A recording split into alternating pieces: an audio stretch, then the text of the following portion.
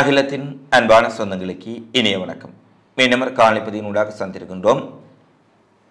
Israel மீது ஈரானின் தாக்குதல் எப்போது நடைபெறப் போகின்றது, எப்படி நடைபெறப் போகின்றது என்பதுதான் இன்றைய நாளில் பலருடைய கேள்வியாக எதிர்பார்ப்பாக இருக்கின்றது.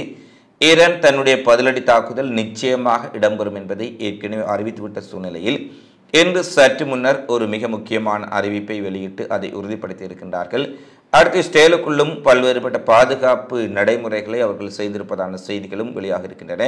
இந்த சூழ்நிலையில் ஈரானிலும் இஸ்ரேலிலும் பிராந்தியத்திலும் என்ன விடயங்கள் எல்லாம் நடைபெற்றிருக்கின்றது என்பது குறித்த பிந்தைய நிலவரங்களை தற்போது பார்க்கலாம். முதலில் மத்திய கிழக்கில் ஒரு அதிரடி திருப்பமாக ஏற்கனவே நாங்கள் தெரிவித்தோம். ஈரான் இஸ்ரேல் மீது பதிலடியை கொடுக்கும் என்று சொன்ன உடனேயே அமெரிக்கா தன்னுடைய போர்க்கப்பல்களை விமானங்களை மத்திய கிழக்கில் இஸ்ரேலுக்கு ஆதரவாக நிறுத்தி இருக்கின்றார்கள். அமெரிக்காவுடைய மரைன் கமாண்டோக்களை கூட இஸ்ரேலுக்கு ஆதரவாக மத்திய கிழக்கில் இருக்கக்கூடிய தன்னுடைய தளங்களுக்குள் அதிகப்படுத்தி இருக்கின்றார்கள்.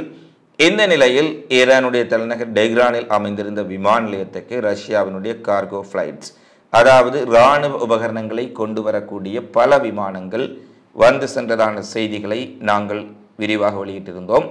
இந்த நிலையில் தற்பொழுது இன்னும் ஒரு அதிரடி திருப்பமாக ரஷ்யாவினுடைய தேசிய பாதுகாப்பு கவுன்சிலினுடைய செயலாளராக இருக்கக்கூடிய செர்ஜி சோகு, இவரை அனைவரும் அறிந்திருப்பீர்கள். ஏற்கனவே ரஷ்யாவினுடைய பாதுகாப்புத்துறை அமைச்சராக இருந்தவர் செர்ஜி சோகு அதிரடியாக இன்று டெஹ்ரானுக்கு நேரடியாக வந்து ஈரானின் அதியுச்ச தலைவர் அயதுல்லா அல் கமேனி மற்றும் ஈரானிய இராணுவ தளபதி, ஈரானின் இராணுவத்தினுடைய உயர்மட்ட ஆலோசகர்களுடன் முக்கியமான ஒரு பேச்சுவார்த்தையை நடத்தியிருக்கின்றார் என்ற செய்தி வெளியாக இருக்கின்றது. இது நிச்சயமாக அமெரிக்கா இஸ்ரேலுக்கு ஆதரவாக மிக பெரும் முன்னெடுப்புகளை செய்து வரக்கூடிய சூழ்நிலையில் ஈரானுக்கு ஆதரவாக பக்கபலமாக ரஷ்யாவும் இருக்கின்றார்கள், அல்லது ஏதோ ஒரு செய்தியை சொல்லி இருக்கின்றார்கள் அமெரிக்காவுக்கும் இஸ்ரேலுக்கும் என்பதை திட்ட தெளிவாக காட்டியிருக்கின்றது. ஏனெனில் இன்றோ நாளையோ ஈரான் தாக்குதலை நடத்தும் என்று எதிர்பார்க்கக்கூடிய இந்த நேரத்தில் ரஷ்யாவினுடைய தேசிய பாதுகாப்பு கவுன்சிலுடைய செயலாளர் வந்து செல்வது ஒரு சாதாரண விடயமல்ல. அவர் ஒரு நீண்ட பேச்சுவார்த்தைகளை இராணுவ தளபதிகளுடனும் அயதுல்லா அல் கமேனியுடனும் நடத்தி இருக்கின்றார். இது நிச்சயமாக ஈரானுக்கு உதவுவதற்கு ரஷ்யா தயாராகி விட்டார்களா, அல்லது ரஷ்யா ஏதாவது பதிலடி கொடுக்கக்கூடிய தாக்குதல் தொடர்பில் கலந்தாலோசனை நடத்தினார்களா என்பது குறித்து ரஷ்யாவினுடைய பாதுகாப்பு அமைச்சகமோ ஈரானுடைய பாதுகாப்பு அமைச்சகமோ எந்த செய்திகளையும் இதுவரை வெளியிடவில்லை என்பது குறிப்பிடத்தக்கது. இந்த நிலையில் இஸ்ரேலினுடைய பாதுகாப்பு துறை அமைச்சர் ஜோவ் கெலண்ட் அவர்கள் தெரிவித்திருக்கின்றார், இஸ்ரேலிய விமானப்படை அதிகாரிகளுடன் டெல் அவிவில் அவரோட சந்திப்பை நடத்தியிருப்பதுடன் விமானப்படை மட்டுமல்ல இஸ்ரேலிய இராணுவத்தினர் மிகவும் ஒரு சிக்கலான நிலைமைக்கு தங்களை தயார்படுத்திக் கொள்ள வேண்டும். ஈரான் மற்றும் ஹிஸ்புல்லாவின் சாத்தியமான பதிலடி தாக்குதல்களுக்கிடையே நாங்கள் மிகப்பெரிய ஒரு சவாலை சந்திப்பதற்கு தயார் நிலையில் இருக்க வேண்டும். விமானப்படையாக இருக்கலாம், இஸ்ரேலினுடைய இராணுவ படையில் இருக்கக்கூடிய அத்தனை படை பிரிவுகளும் மிகப்பெரிய ஒரு விழிப்பு நிலையில் இருக்க வேண்டிய நேரம். அடுத்து வரும் நாட்கள் சிக்கலான ஒரு நாட்களாக இருந்தாலும் நீங்கள் ஈரானின் தாக்குதலை முறியடிக்கக்கூடிய வல்லமை படைத்தவர்கள் என்பதை நாங்கள் எதிர்பார்த்திருக்கின்றோம் என்று இராணுவ வீரர்களை ஒரு உசுப்பேத்தல் என்றும் சொல்லலாம், அல்லது ஒரு எச்சரிக்கை என்றும் சொல்லலாம். இஸ்ரேலினுடைய பாதுகாப்புத்துறை அமைச்சர் இன்று டெல் அவிவில் விமானப்படை தலைமையகத்தில் நடந்த கூட்டத்தில் ஒரு விடயத்தை குறிப்பிட்டிருக்கின்றார். அதேபோல இஸ்ரேலினுடைய எதிர்க்கட்சி தலைவர் இன்று ஜர் லாபிட் பிரதமர் நெதன்யாகுவை நோக்கியும் பாதுகாப்பு அமைச்சரை நோக்கியும் ஒரு கேள்வி எழுப்புகின்றார்.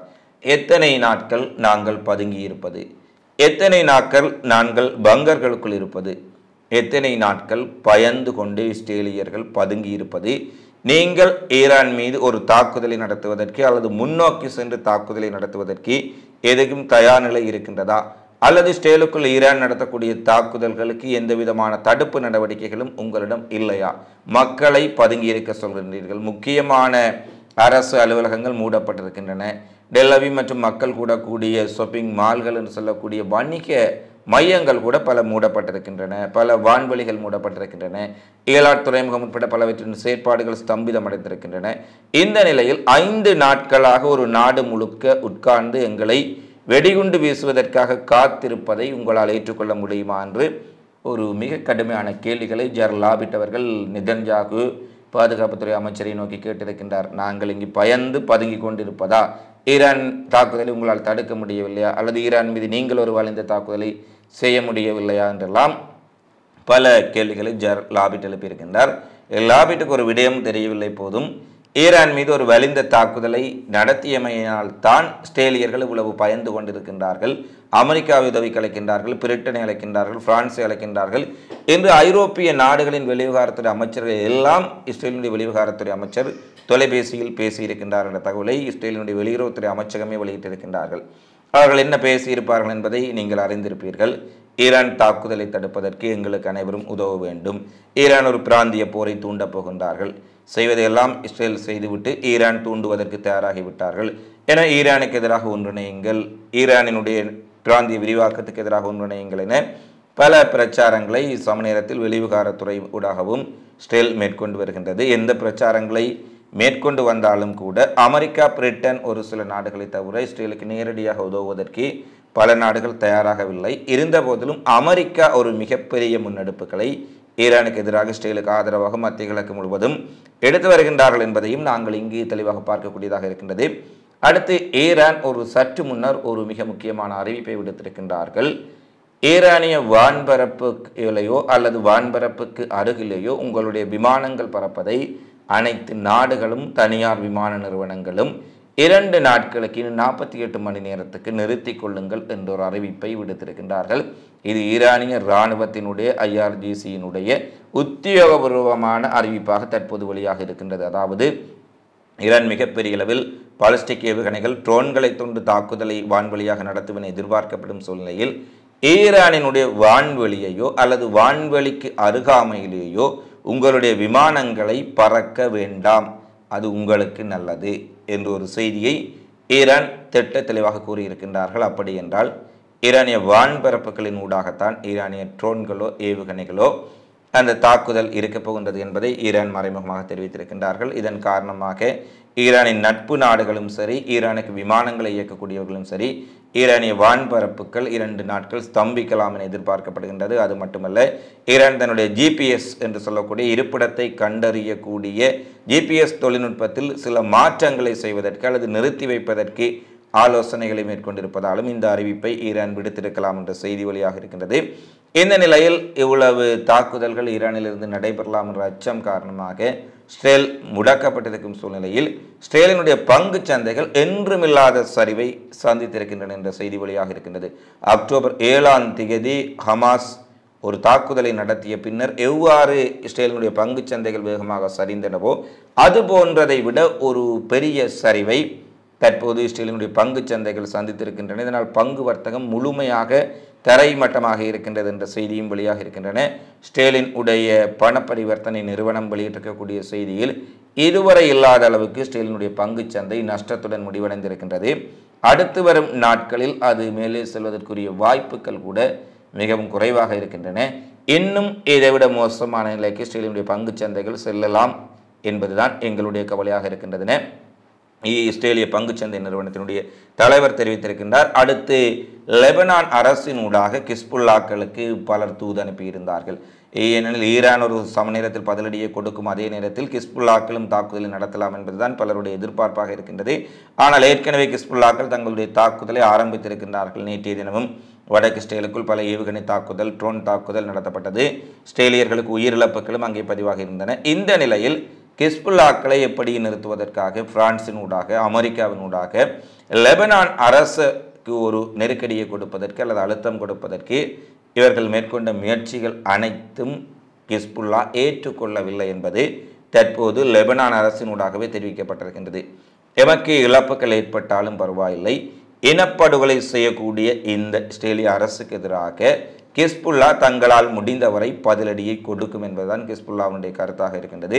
அதற்கு போராளிகளும் ஆயுதங்களும் தயார் நிலையில் இருக்கின்றன என்ற கருத்து கிஸ்புல்லாவினால் வெளியிடப்பட்டிருக்கின்றது. கிஸ்புல்லாவுடன் பிரான்சினுடைய வெளிவிவகாரத்துறை, அமெரிக்காவினுடைய வெள்ளை மாளிகை, பிரிட்டனினுடைய அரசலுவலர்கள், ஜெர்மனி, டென்மார்க், இத்தாலி என பல நாடுகள் தூது அனுப்பியிருந்தார்கள். அந்த தூதுக்களை கிஸ்புல்லா தெளிவாக மறுத்திருக்கின்றார்கள்.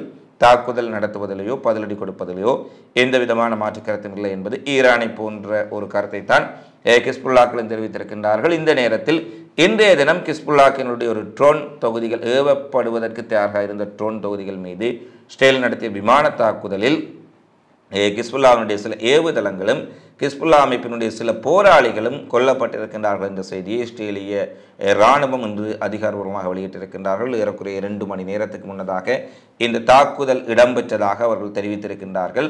குறிப்பாக லெபனான் எல்லையில், வடக்கு இஸ்ரேல் எல்லையில் அமைந்திருக்கக்கூடிய பகுதிகளில் ஏவுவதற்கு தயார் நிலையில் இருந்த பல ட்ரோன்களை தாங்கள் அழித்து விட்டோம் என்று இஸ்ரேல் இராணுவம் தெரிவித்திருக்கின்றார்கள். இது தொடர்பில் ஹிஸ்புல்லாவினுடைய தரப்பில் எந்த விதமான ஒரு தகவலும் வெளிப்படுத்தப்படவில்லை என்பதை நாங்கள் இங்கே சுட்டிக்காட்டுகின்றோம். அடுத்து பெய்ரூட் விமான நிலையத்தில் மிகப்பெரிய ஒரு நீண்ட வரிசைகளில் மக்கள் காத்திருந்திருக்கின்றார்கள் என விமான சேவைகள் குறித்து செய்திகளை தெரிவிக்கக்கூடிய சர்வதேச விமான நிலைய முனையம் அறிவித்திருக்கின்றது.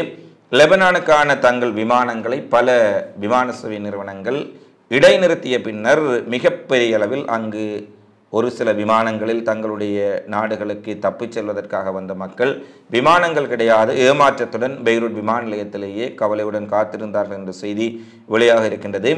அதிகாலையிலிருந்து ஏராளமான பயணிகள் விமானத்திற்காக காத்திருந்தார்கள். விமான நிலைய வட்டாரங்கள் அவசரமாக விமானங்களை நிறுத்தியதால் பலர் தங்களுடைய சொந்த நாடுகளுக்கு செல்ல முடியாமல் பெய்ரூட் விமான நிலையத்திலேயே தங்களுடைய மூட்டை முடிச்சுக்களுடன் பயணப்பதிகளுடன் ஆங்காங்கே உட்கார்ந்து கவலையோடு இருந்தார்கள் என்ற செய்தியை பெய்ரூட் விமான நிலைய செய்திகள் தெரிவித்திருக்கின்றன.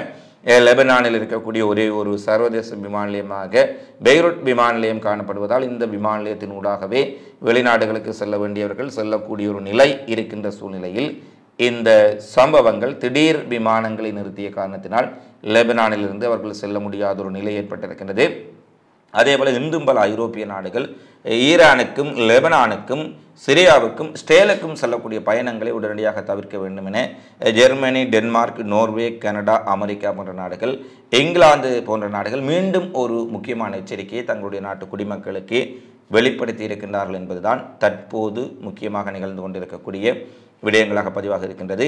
எனவே மத்திய கிழக்கில் ஒரு மிக பெரும் தாக்குதலை ஈரான் நடத்தும் என்று எதிர்பார்க்கப்படும் சூழ்நிலையில் ரஷ்ய பாதுகாப்பு கவுன்சிலினுடைய செயலாளர் அவசரமாக ஈரானுக்கு சென்று பேச்சுவார்த்தைகளை நடத்தியிருப்பதும், இந்த சம நேரத்தில் அமெரிக்காவினுடைய மத்திய கிழக்கு கட்டளைப்படத்துக்கான கமாண்டர் இஸ்ரேலுக்கு சென்று முக்கியமான பேச்சுவார்த்தைகளை இஸ்ரேலிய இராணுவ தளபதி மற்றும் பாதுகாப்பு அமைச்சருடன் நடத்தி இருப்பதும் மிகப்பெரிய கேள்விகளை, மிகப்பெரிய விரிவாக்கத்திற்கான எடுகோள்களை இந்த களத்தில் ஏற்படுத்தி இருக்கின்றது என்பதுதான் இங்கே முக்கியமான விடயமாக இருக்கின்றது. அடுத்து என்னவெல்லாம் மத்திய கிழக்கில் நடைபெறப் போகின்றது என்பதை பொறுத்திருந்துதான் பார்க்க வேண்டும். இந்த காணொலி பதிவு தொடர்பிலான உங்களது மதிப்பான கருத்துக்களை தவறாமல் கமெண்ட்ஸில் பதிவிடுங்கள் என கேட்டுக்கொண்டு மீண்டும் காணொலி பதிவில் உங்களை சந்திக்கும் வரை உங்களிடமிருந்து விடைபெறும் நான் உங்கள் அன்பின் சந்துரு. வணக்கம்.